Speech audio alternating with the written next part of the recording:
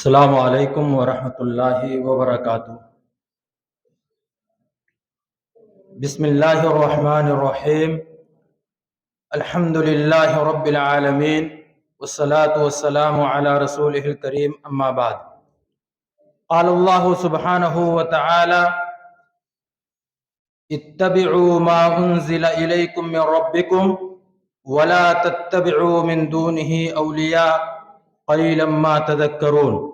وقال سبحانہ وتعالی: فَإِنْ آمَنُوا بِمِثْلِ مَا آمَنْتُمْ بِهِ فَقَدِ اهْتَدَوْا وَإِنْ تَوَلَّوْا فَإِنَّمَا هُمْ فِي شِقَاقٍ۔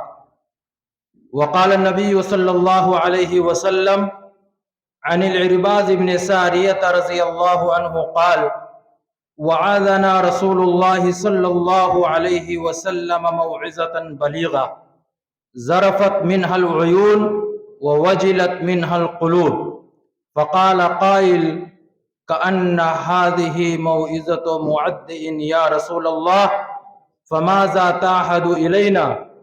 قال: أوصيكم بتقوى الله والسمع والطاعة، فإنه من يعش منكم بعدي فسيرى اختلافا كثيرا، فعليكم بسنتي وسنة الخلفاء الراشدين المهديين من بعدي، إلى آخر الحدیث۔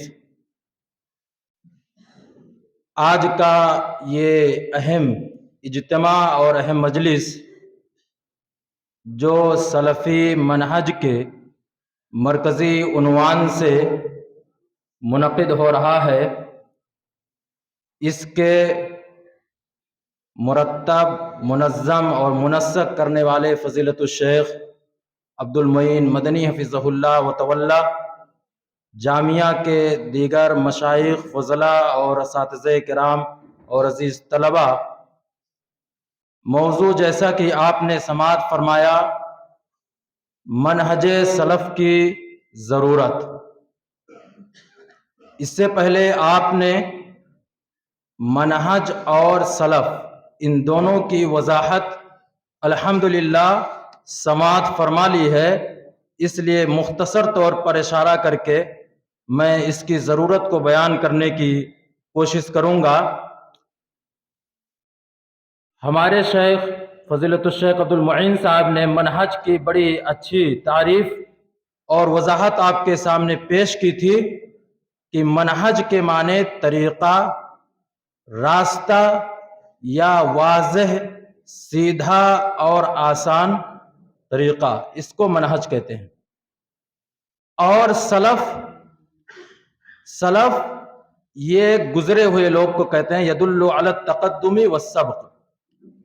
اور علامہ ابن باز رحمہ اللہ نے سلف کی تعریف کرتے ہوئے کہا ہے: ہم اہل القرون المفضلہ من الصحابہ والتابعین واتباعہم ومن اقتفى اثرہم وسار علی منہجہم، کہ سلف وہ لوگ ہیں جو افضل دور اور افضل زمانے اور افضل صدی کے ہیں، اور وہ کون ہے؟ من الصحابہ، صحابہ کرام، والتابعین، اور تابعین اعظام، واتباعہم، اور تبع تابعین، ومن اقتفى اثرہم وسار علی منہجہم، اور جو ان کے اثر، ان کی منہج اور ان کے طریقے کی صحیح معنوں میں اتباع، پیروی کرنے والے اور اس پر چلنے والے لوگ ہیں، وہ سلف کہلاتے ہیں۔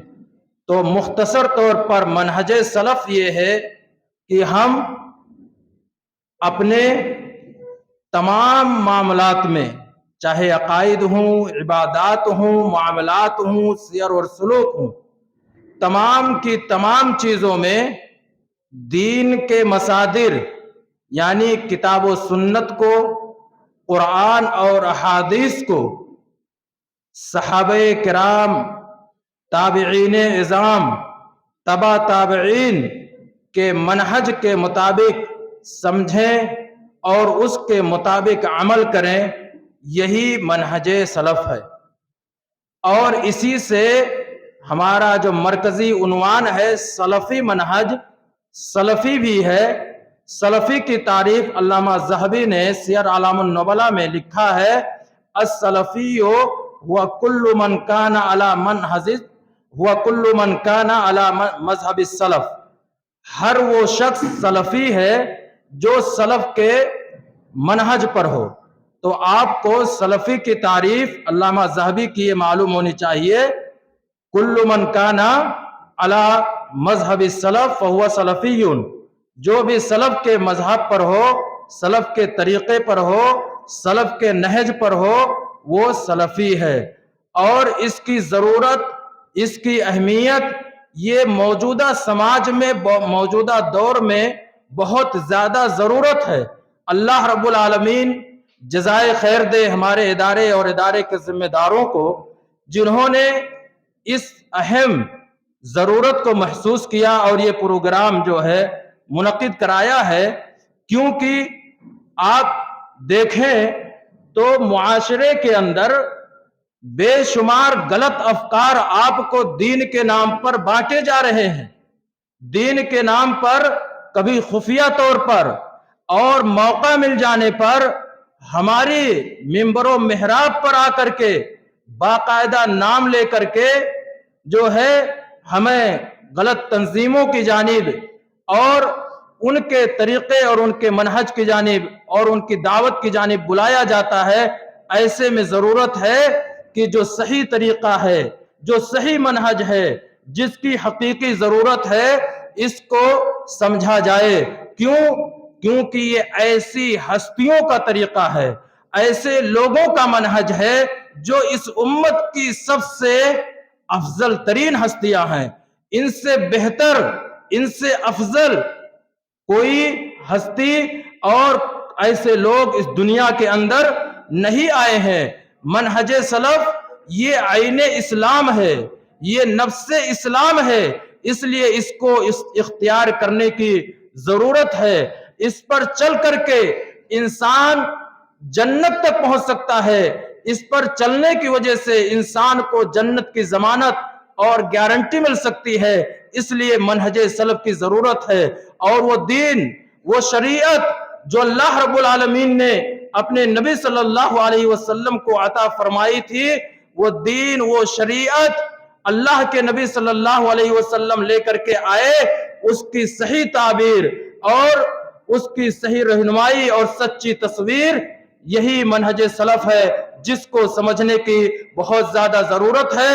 کیونکہ یہی وہ طریقہ ہے، یہی وہ منہج ہے جس منہج کی گارنٹی اور ضمانت اس بات میں دی جا سکتی ہے کہ یہ صحیح ہے، یہ خالص ہے، اس کے اندر ملاوٹ نہیں ہے، اور کوئی بھی منہج، کوئی بھی طریقہ ایسا نہیں ہے جس کی گارنٹی اور جس کی ضمانت دی جا سکے کہ یہ مکمل طور پر پاک ہے، صاف ہے، اس کے اندر غلطیاں نہیں ہے۔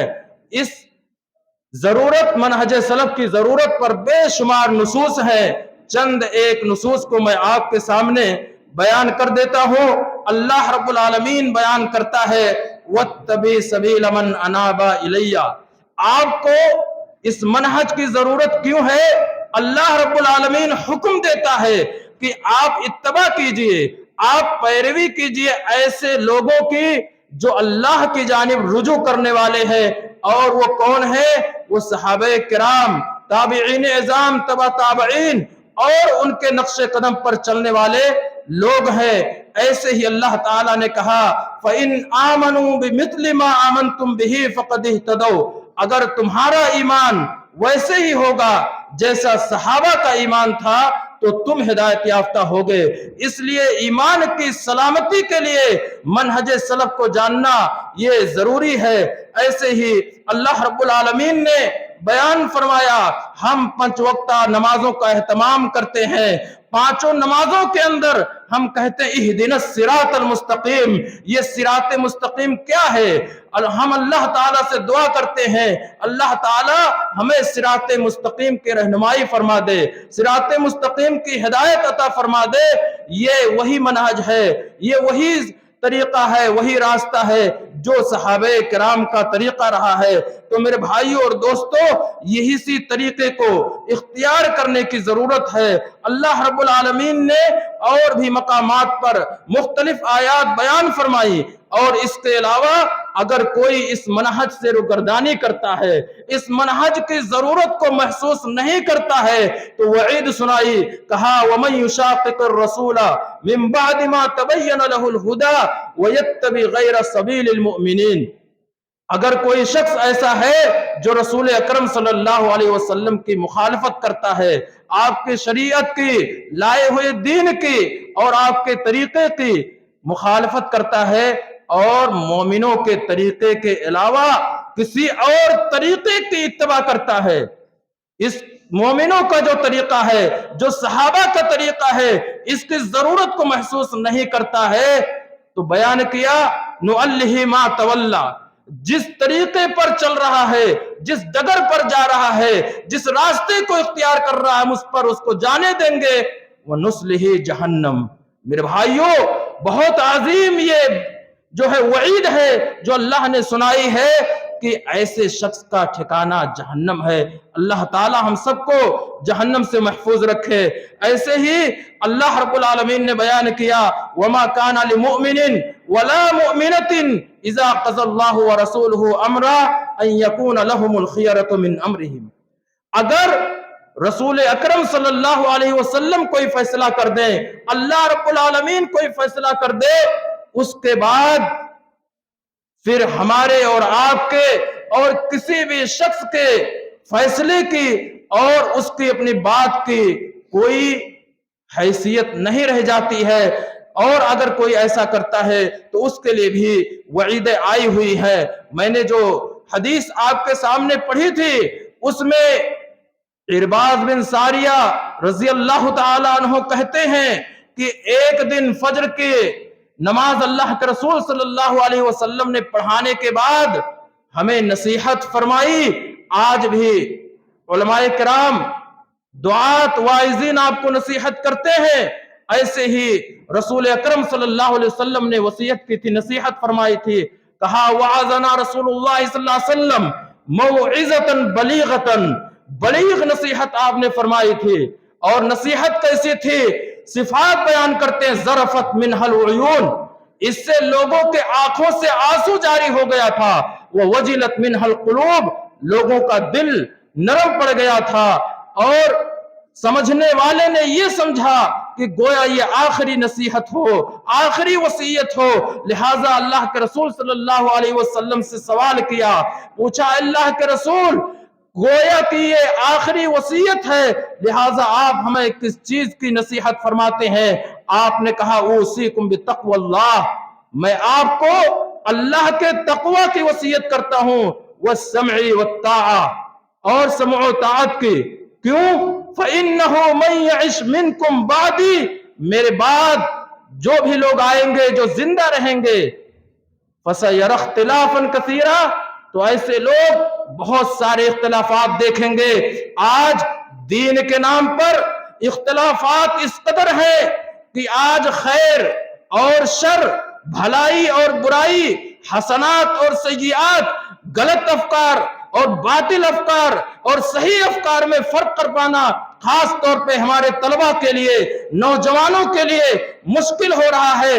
آپ نے اسی کی جانب اشارہ کیا تھا کہ علیکم بسنتی، میری سنت کو اختیار کرنا، یہ منہج سلف کی ضرورت ہے، وسنت الخلفاء الراشدین المہدیین من بعدی، اور میرے بعد میرے صحابہ کرام کی سنت پر چلنا اور اس کو اختیار کرنا۔ میرے بھائیوں اور دوستو، ایسے ہی آپ صلی اللہ علیہ وسلم نے ارشاد فرمایا تھا لا تزال طائفۃ من امتی ظاہرین علی الحق لا یضرهم من خالفهم حتی یأتی امر اللہ، کہ ایک جماعت برابر حق پر رہے گی، ایک جماعت، ایک ٹولی یہ برابر حق پر رہے گی یہاں تک کہ اللہ رب العالمین کا امر آ جائے، یعنی قیامت آ جائے۔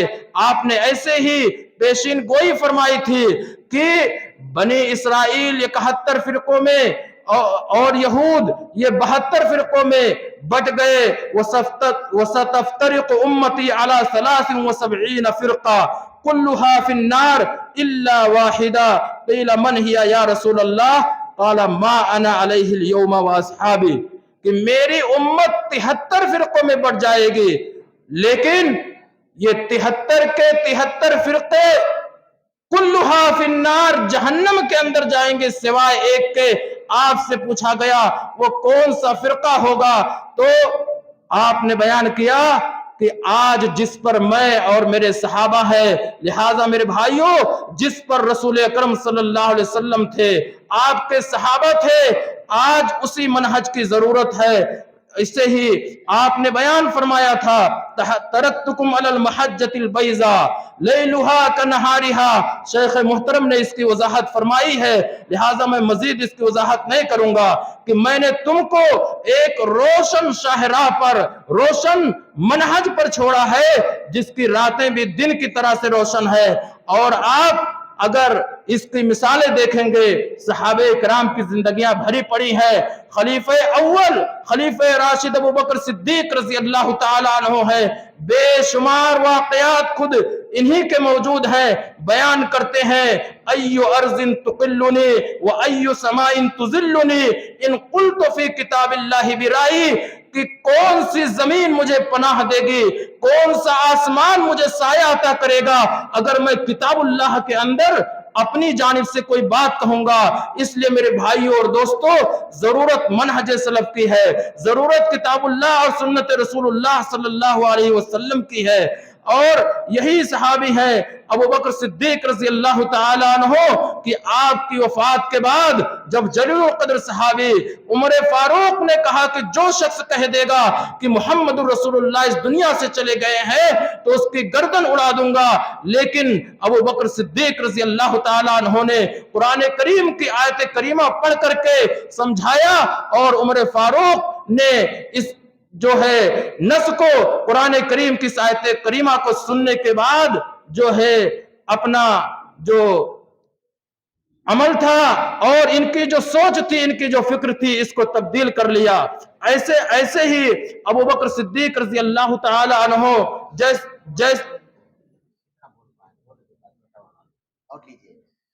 ایسے ہی ابو بکر صدیق رضی اللہ تعالی عنہ نے ایک لشکر جو ہے رسول اکرم صلی اللہ علیہ وسلم نے اپنی زندگی میں مرتب کیا تھا، اور اللہ کے رسول صلی اللہ علیہ وسلم نے اپنی زندگی میں اس لشکر کا جو سردار بنایا تھا اسامہ بن زید کو بنایا تھا.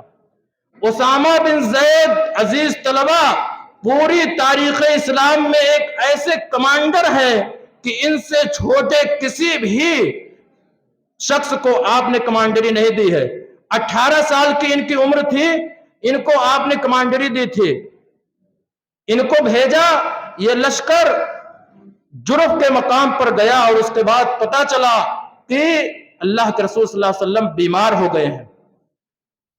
یہ لشکر مدینہ واپس آ گیا اور آپ کی طبیعت اتنی بگڑی کہ آپ اس دنیا سے وفات پا گئے، اللہ رب العالمین کو پیارے ہو گئے. اس کے بعد اختلاف ہوا، لیکن ابو بکر صدیق رضی اللہ تعالی عنہ کے سامنے ایک منہج تھا. اس منہج کی ضرورت کو محسوس کیا، کہا کہ جس لشکر کو رسول اکرم صلی اللہ علیہ وسلم نے اپنی زندگی میں مرتب بھی کیا تھا، روانہ بھی کر دیا تھا، اس کو روانہ ہو جانا چاہیے. صحابہ کرام نے کہا کہ آپ کی وفات کے بعد بے شمار جو ہے مسائل پیدا ہو گئے ہیں، لہٰذا اس لشکر کو روانہ نہ کیا جائے. ابو بکر صدیق رضی اللہ تعالی عنہ نے کہا کہ اللہ استعمرہ رسول اللہ صلی اللہ علیہ وسلم، اللہ کے رسول صلی اللہ علیہ وسلم نے ان کو امیر بنایا تھا اور اس لشکر کو روانہ کرنے کے لیے کہا تھا، اس لیے میں اس میں تبدیلی نہیں کر سکتا. یہ منہج تھا جس کی ضرورت کو ابو بکر صدیق رضی اللہ تعالی عنہ نے محسوس کیا. عمر فاروق کے بارے میں دکتور محترم سے آپ نے حجر اسود کا واقعہ سنا ہے، اور ایسے ہی علی رضی اللہ تعالی عنہ نے آپ کے بستر پر سو کر کے ہجرت کے موقع پر جو منہج کا اور دین آپ سے محبت کا جو ثبوت پیش کیا وہ بھی اس پر دلالت کرتا ہے. عبداللہ ابن مسعود رضی اللہ تعالی عنہ ہے، یہ کہتے ہیں کہ اللہ رب العالمین نے بندوں کے دلوں میں دیکھا تو سب سے بہترین دل رسول اللہ صلی اللہ علیہ وسلم کا پایا. اللہ کے نبی صلی اللہ علیہ وسلم کے دل کو اپنی رسالت کے لیے اللہ نے پسند کیا, اور پھر اللہ رب العالمین نے بندوں کے دلوں میں دیکھا تو صحابہ کرام کے دلوں کو سب سے بہترین پایا. چنانچہ صحابہ کرام کو اپنے نبی صلی اللہ علیہ وسلم کی صحبت کے لیے منتخب فرمایا. اور عبداللہ ابن عمر کہتے ہیں, میرے بھائیوں, عزیز طلبہ, من کان منکم مستنن فلیستنى بمن قد مات اولئک اصحاب محمد صلی اللہ علیہ وسلم. اگر کسی کو اقتدا کرنی ہو, کسی کو پیروی کرنی ہو, تو کس کی اقتدا کرے؟ مشہور صحابی عبداللہ ابن عمر کہتے ہیں اصحاب محمد صلی اللہ علیہ وسلم کی اتباع کرے اور ان کی اقتدا کرے. ایسے ہی جو ہے عبداللہ ابن مسعود رضی اللہ تعالی عنہ ہے, ایک موقع پر یہ مسجد میں آتے ہیں, رسول اکرم صلی اللہ علیہ وسلم منبر پر ہیں اور آپ اسی اسنا کہتے ہیں اجلسو. یہ چپل اور جوتے نکالنے کی جگہ پر ہوتے ہیں, اجلسو کا لفظ سنتے ہیں, ایک منہج ان کے سامنے آتا ہے, جوتے کی جگہ پہ بیٹھ جاتے ہیں. اس کے بعد اللہ کے رسول صلی اللہ علیہ وسلم ان سے کہتے ہیں کہ تعال یا عبداللہ, اے عبداللہ آ جاؤ, تم جوتے کی جگہ پر کیوں بیٹھ گئے ہو؟ عبداللہ ابن عباس رضی اللہ تعالیٰ عنہ ہے. خوارج کا تذکرہ آپ نے سنا, جنہوں نے جو ہے کبیرہ گناہ کرنے والوں کو اسلام سے ہی خارج کر دیا اور مختلف فتنے انہوں نے جو ہے جنم دیے. یہ ابن عباس رضی اللہ تعالیٰ عنہ ہے. جب علی اور معاویہ رضی اللہ تعالیٰ عنہ کے درمیان جو ہے جنگ ہوئی اور معاملہ آگے بڑھا تو انہوں نے اجازت لے کر کے ان کو سمجھانے کے لیے جو ان کے اشکالات تھے اس کی وضاحت فرمائی. چنانچہ بہت سارے خوارج تائب ہو گئے. آج بھی ضرورت ہے کہ جو غلط افکار اور غلط جو ہے چیزیں عام کی جا رہی ہیں, لوگوں میں صحیح افکار کو پھیلا کر کے, صحیح دین کی نشر و اشاعت کر کے, صحابہ کرام کے طریقے کو واضح کر کے اس منہج کو اور اس کی ضرورت کو سمجھا جائے. امام احمد بن حنبل رحمہ اللہ کہتے ہیں التمسک بما کان علیہ اصحاب رسول اللہ صلی اللہ علیہ وسلم والاقتداء بہم, کہ اگر جو ہے اللہ کے رسول صلی اللہ علیہ وسلم کہ صحابہ جس پر تھے اس کو لازم پکڑا جائے اور اسی کی اقتدا کی جائے. امام بربہاری رحمہ اللہ یہ شرح السنہ کے اندر لکھتے ہیں من زعم انہ بقی شیء من امر الاسلام لم یکفوناہ اصحاب رسول اللہ صلی اللہ علیہ وسلم فقد کذبہم وکفا بہذا فرقتا وطعنا علیہم. کہ اگر کسی شخص کا, کسی بھی طالب علم کا, کسی بھی شخص کا یہ گمان ہے کہ دین اسلام میں سے کوئی بھی چیز ایسی ہے جس کو صحابہ کرام نے بیان نہیں کیا ہے, امت تک پہنچایا نہیں ہے, فقد کذبہم, تو اس نے ان کی تکذیب کی ہے. وَقَفَى بِهَذَا فُرْقَةً وَتَعْنًا عَلَيْهِمْ, اور صحابہ کرام پر تانا زنی کے لیے یہ بات کافی ہے کہ کوئی صرف اپنے دل کے اندر یہ گمان کر لے, یہ عقیدہ کر لے, رکھ لے کہ صحابہ کرام سے کوتاہی ہوئی ہے. ایسے ہی امام مالک رحمہ اللہ یہ بیان کیا کرتے تھے, بہت مشہور قول ہے لن یصلح آخر هذه الامہ, اس امت کی جو آخری کڑی ہے, جو بعد کے لوگ ہیں, بعد میں آنے والے لوگ ہیں, یہ درست نہیں ہو سکتے, یہ صلاحیت پر نہیں جا سکتے ہیں, ان کی یہاں درستگی نہیں آ سکتی ہے, مگر کب الا بما صلح اولها, مگر اسی چیز کے ذریعہ, اسی چیز کی ضرورت کو محسوس کر کے, اسی کی اتباع کر کے جس پر اس امت کے اولین لوگ تھے. لہذا میرے عزیز طلبہ, علماء کرام, ہم اور آپ آج منہج سلف پر جس طریقے سے گفتگو کر رہے ہیں, اس منہج سلف کو یہیں تک محدود کرنے کی ضرورت نہیں ہے.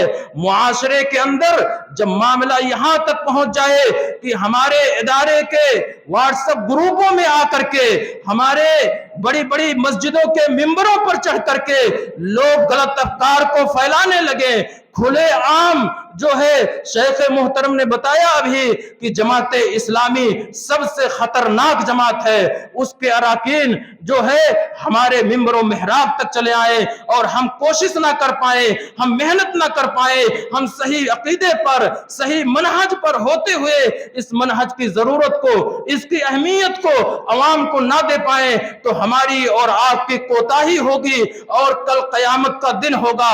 اللہ رب العالمین ہم سے اس منہج کے بارے میں اور امت تک صحیح معنوں میں اس کو نہ پہنچانے کی وجہ سے اللہ رب العالمین سوال بھی کرے گا۔ اس لیے علم کا بھی تقاضا ہے، اور جو شریعت، جو کتاب اللہ اور سنت رسول اللہ کے نصوص ہم روزانہ پڑھتے ہیں، اس کا تقاضا ہے کہ ہم خود بھی عمل کریں، اپنے گھرانوں کے اندر، اپنے معاشرے کے اندر، اپنے گاؤں کے اندر، سماج کے اندر، سوسائٹی کے اندر اور اپنے علاقے کے اندر جو منہج سلف ہے اس کی ضرورت کو اور اس کی حقیقت کو ہم بیان کریں۔ اللہ رب العالمین سے دعا ہے کہ اللہ رب العالمین ہمیں منہج سلف کو خود اختیار کرنے اور معاشرے کے اندر اس کو پھیلانے کی توفیق عطا فرمائے۔ اللہ رب العالمین آج کا یہ جو پروگرام رہا، اللہ رب العالمین اس کے قائم کرنے والے اور اسی طریقے سے اس کو رچانے بسانے والے، اس کوئی ترتیب دینے والے اور ایسے ہی آپ تمام طلباء کرام جنہوں نے بیٹھ کر کے جو ہے بڑے ہی اچھے انداز میں اس پروگرام کو سماعت فرمایا، اللہ رب العالمین آپ سب کو اس منہج کے تئیں جذبہ عطا فرمائے اور قوم تک اس کی تعلیمات کو پہنچانے کی توفیق عطا فرمائے۔ وآخر دعوانا الحمدللہ رب العالمین۔ السلام علیکم ورحمۃ اللہ وبرکاتہ۔